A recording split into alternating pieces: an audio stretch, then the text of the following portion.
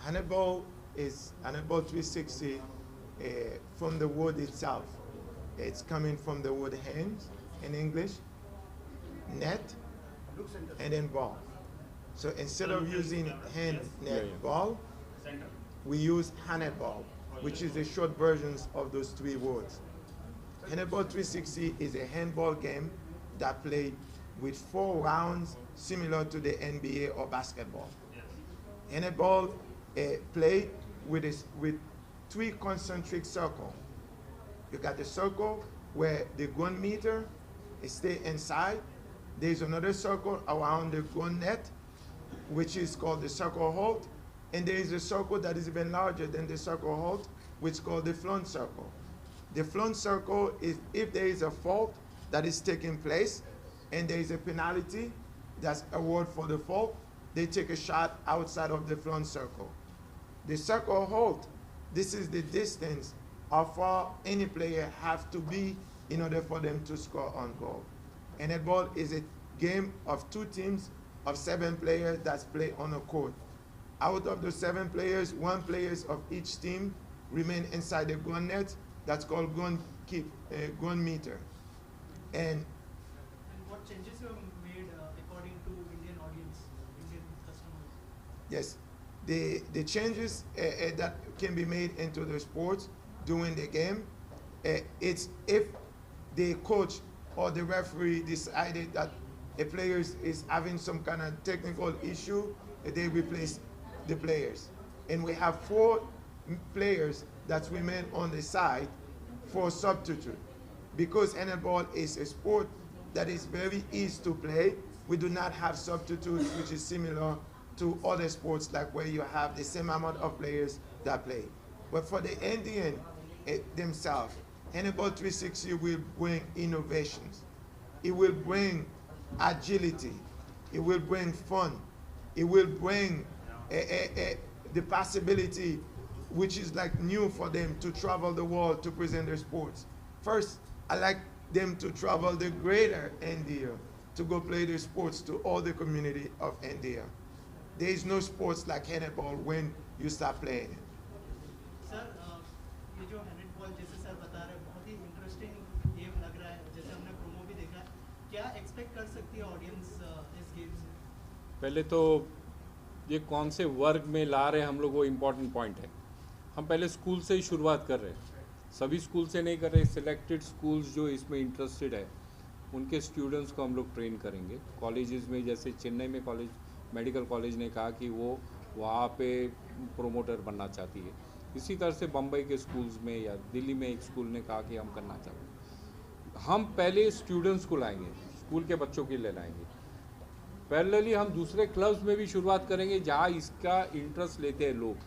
अगर उनको लगा कि ये वहाँ उनके ऑडियंस या उनके प्लेयर्स खेल सकते हैं, खेलेंगे। स्कूल के बच्चे तो एक्सेप्टेबल है, आप जानते हैं स्कूल के बच्चों को कोई भी गेम दो जो फिटनेस के लेवल पे, एंड्योरेंस के लेवल पे, अलर्टनेस के लेवल पे, they will accept it.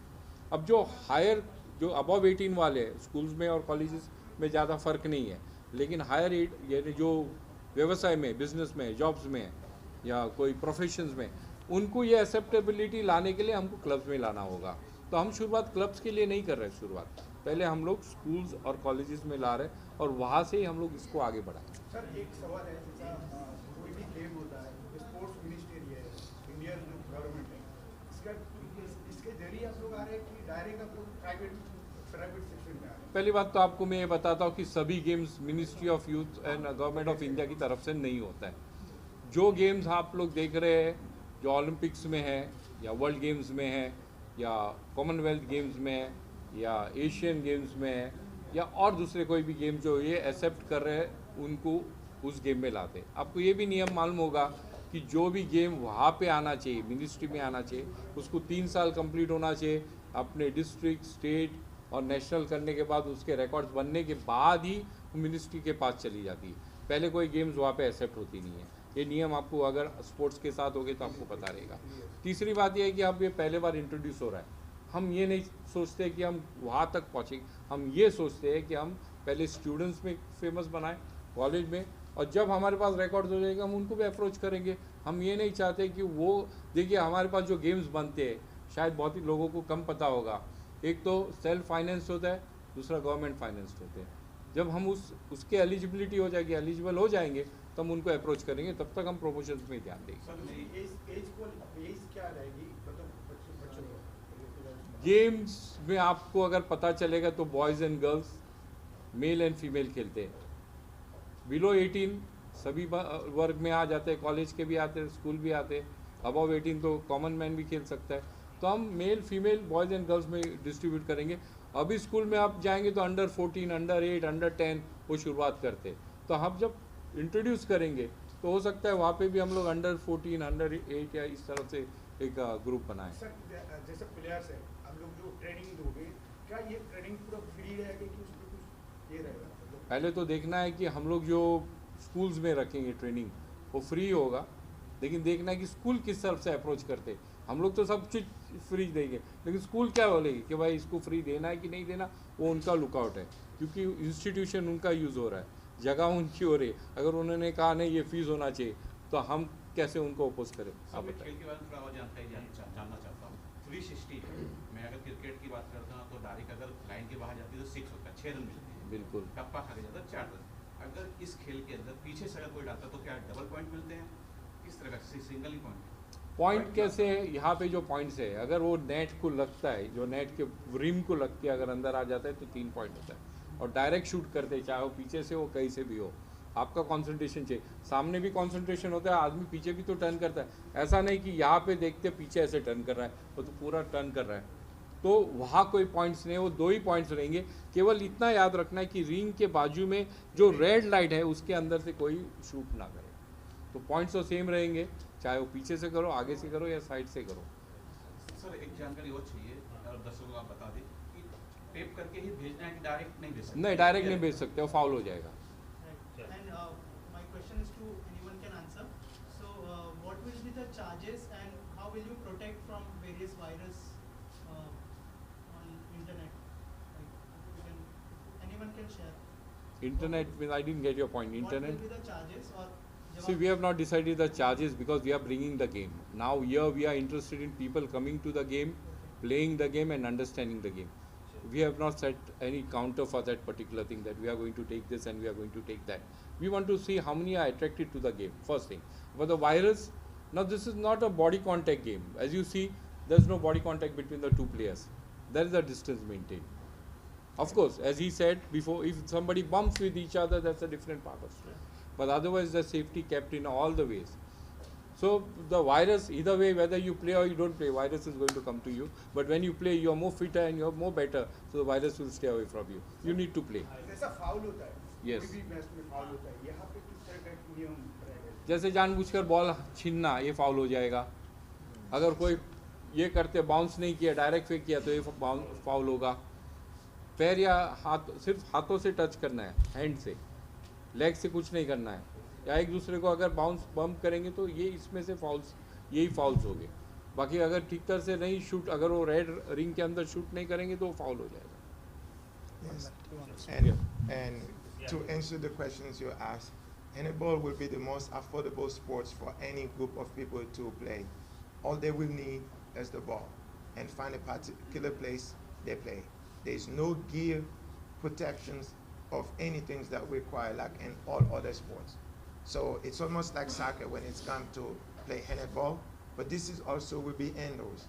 So when some people that they can play sport outdoors and they can play their sports indoors. At the same time, the sport can be played both indoors and outdoors. Yeah. And then handball 360 itself will be a sport that almost self-financed. So therefore, it will be very easily spread. And then also, the other aspect as handball 360, it will be the quickest sports being introduced in the world, and that's gonna be a professional sport at the same time. So right now, as we talking, we are preparing to launch the professional versions of the sport in India. Because we launched the professional versions in India, the ingenuity among all young Indians will be, oh, if this guy can do this, or if this girl can do this, I can do the same. So let me go get myself training so I can show better. This is what's gonna happen. It's gonna be like kinetic, it's gonna be fast, but also all the opportunities already there. You have the professional versions of the sports, which is the aim of everybody, and you're gonna have the college level of the sports, and then you have the amateur level that's gonna be played in the community. Everything is already working. Plus the difference between Handball 360 and other sports, the other sports, they are there for everybody to try, right?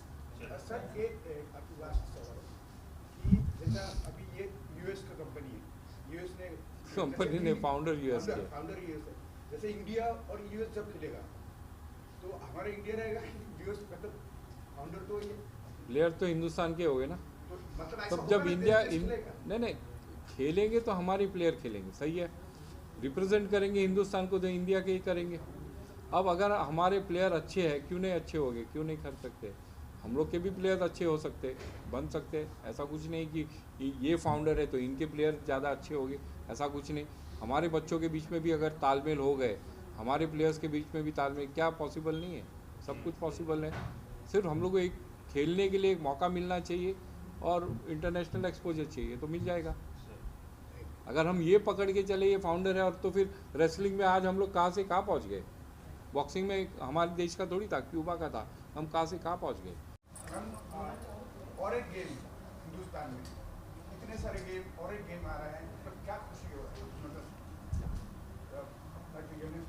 और एक game खेलने के लिए क्या कहेंगे? देखिए मेरी खुशी मेन यहाँ पर ये है क्योंकि बाकी गेम जैसे इंडिया में आए मैंने देखा नहीं, लेकिन ये गेम को मैं आते हुए देख रही हूँ। सो हैंडबॉल 360 जो अभी हमने वीडियो भी देखा और इतना हम सुन रहे हैं अंतनी बिदर से कितने दिनों से।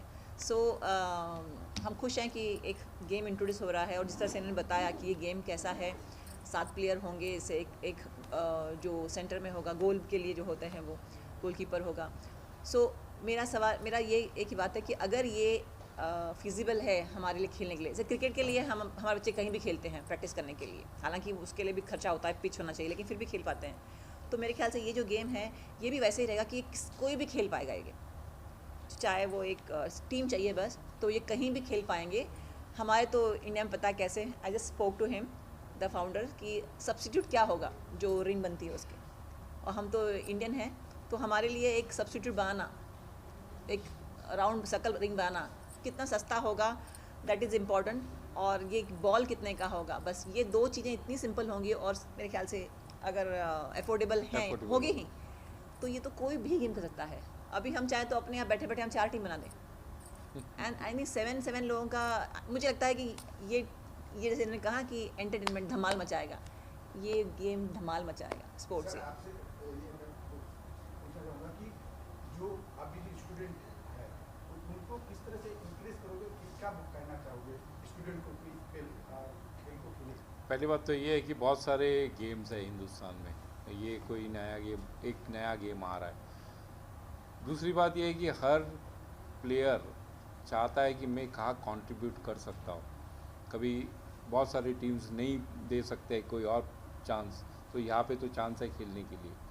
सब एक ही गेम्स में नहीं खेलते, विविध प्रकार के गेम्स में विविध प्रकार के प्लेयर्स के अपने फिजिकली बॉडी के हिसाब से, फिजिकल स्ट्रेंथ के हिसाब से, स्टेमिना के हिसाब से, उनके दिल के हिसाब से, उनकी इच्छा के हिसाब से खेलते हैं। तो हो सकता है जो दूसरे गेम अन्य गेमों में नहीं है वो यहाँ पे आ सकते हैं, उनको यहाँ पे प्रोग्रेस होने की चांस है।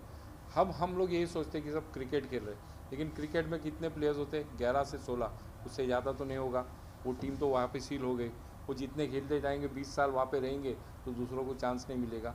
या तो खेलेंगे, शुरुआत करेंगे, स्कूल कॉलेज और अन्य लोग कम से कम 10-12 साल तो खेलते रहेंगे ना, तो यहाँ भी एक नया मौका मिल जाएगा। नए हिसाब से खेलेंगे, नए स्टेमिना और नए अलर्टनेस से खेलेंगे तो यहाँ भी एक मौका मिल जाएगा ना उनको खेलने। लीग वाइज होगा क्या, ऐसा स्टेट वाइज हम लोग जाएंगे तो डिस्ट्रिक्ट वाइज भी होगा, स्टेट वाइज भी होगा, नेशनल वाइज भी होगा, जैसे एमेचर गेम्स में आप लोग देखते हैं, और क्लब वाइज भी करेंगे हम लोग।